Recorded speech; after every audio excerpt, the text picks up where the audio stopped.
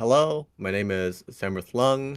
I go by Samikin on League of Legends. I currently play for the Boston University Collegiate team, as well as the APR team for NACL OQs and currently qualifiers. I was born in Cambodia, but I moved to the United States, to Pennsylvania, around 2008, so when I was about 4 or 5 years old. We mainly played video games such as Wii Sports, and then we eventually got a laptop for my whole family to use. Since we lived next to our cousins, we visited them often, and then we saw them playing League of Legends. So my brother got into League of Legends, and then I saw him playing, and then I got into League of Legends. I started in late season 3, so I was about 10 years old, like 9 to 10 years old. I was like a silver 4 player for like 2 years. In ninth grade, I hit Grandmasters for the first time. It was like about 450-ish LP. And then during the same summer, I took a University of Pennsylvania summer program for mechanical engineering. And one of the TAs there was a college student in like his junior year, and he also played League of Legends. I asked him if we could like play together sometime, and then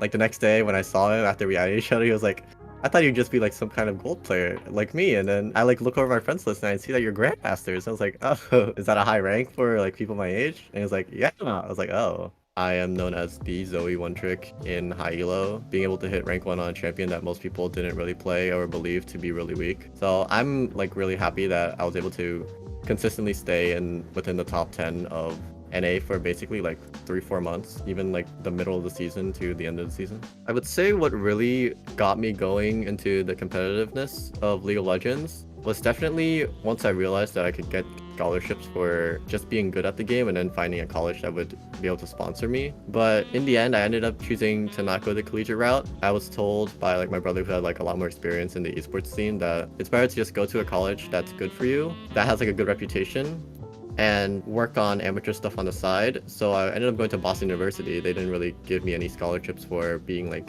an esports player. After persuading from my friend Windoges, who also happens to be in the same year as me, he convinced me to get onto the League of Legends team because I was like very apprehensive at first. I made like a lot of great friends here at Boston University. It made me realize that the main reason why I chose to go to an out-of-state college was so kind of have a lot more freedom from my busy family life and meet like a whole bunch of new people outside of like my usual sphere of friends by taking this leap.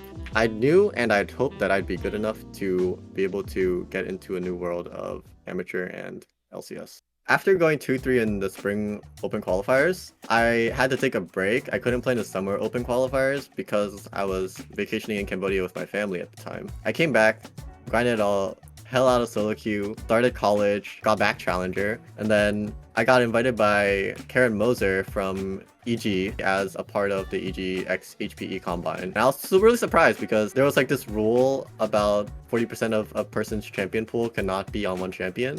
And I asked her about it after the Combine, and she was like, oh yeah, you were like just under 40% when we made the snapshot of inviting players. That is really lucky. If I had over 40%, I probably wouldn't have been able to been invited to that Combine, and I probably wouldn't have been like exposed to the world basically. Going into the Combine, I knew that I was one of the better like laners, and I know that I could transition that into leads. So I felt like I was definitely around the same level as everyone else, and maybe even like a little bit better in certain aspects such as like laning and mechanics and micro. So I felt like I really belonged there. There was no imposter syndrome this time. Rovex was the one that actually reached out to me. I was talking with some other teams about potentially being on their roster, but then I saw their roster with Lynx and Music and Lawrence, and they were only missing a mid laner. Most of the really good mid laners already had like NACL offers and OQ offers from like really established teams or like orgs. I was basically one of the last few mid laners. I guess that was the main reason why they picked me, so like I'm grateful for it, but I'm glad to have been given this chance. My goal is to definitely become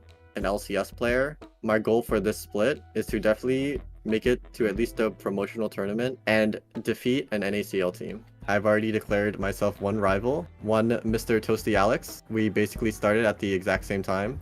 He's basically the opposite of what I am. Even though we have both very good lane phases, he is, in my opinion, he has a lot better macro and engages in team fights as well as flanks, which is something that I still lack. He will be the one person that I will be looking forward to playing against and defeating eventually. On Twitter, I don't really use Twitter that much, at Samikin PW, at Samikin LOL on Twitch as well. And on YouTube, it's just Samikin, I believe.